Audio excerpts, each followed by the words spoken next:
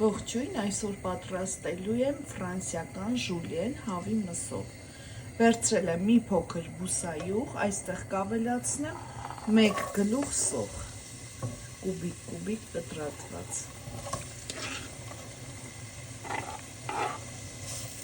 Լավ տապակել ենք։ Սոխը համարյա տապակվել է, ավելացնում եմ հավի կրծքամիսը, խորանարդիկներով կտրատված, կհամեմեմ աղով, սև պղպեղով,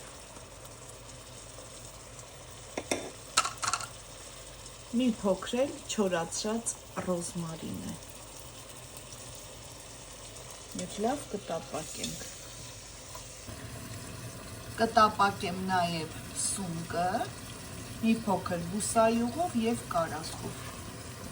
Լավ տապակում ենք։ Սունկն էլ արդեն տապակվել է, հավը պատրաստ է։ Ավելացնում եմ սնկի վրա և խառնում։ Այստեղ կավելացնեմ թթվասեր։ Կարող եք պատրաստել նաև բեշամել սոուս։ Լավ խառնում ենք և պատրաստ է մեր միջուկը։ Ժուլիենը պատրաստելու եմ հացի մեջ, վերցրել եմ ահա այս տեսակի հացը, ամբողջը հանել եմ։ Հիմա միջուկը լցնելու եմ հացի մեջ։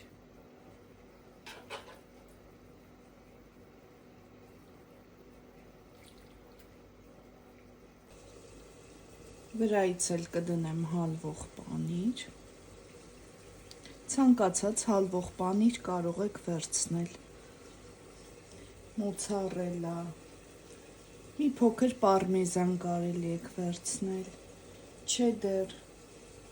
հալվող ցանկացած պանիր, որը նախընտրում եք։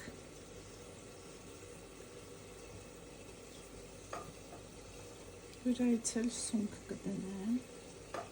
տեսքի համար և կդնեմ ջեռոցը, մինչև պանիրը լավ հալվի և կեղև բռնի։ Վերջ պատրաստ է, տեսեք ինչքան լավ է ստացվել։ Վրայից էլ կարող եք մի փոքր ընկուզ դնել։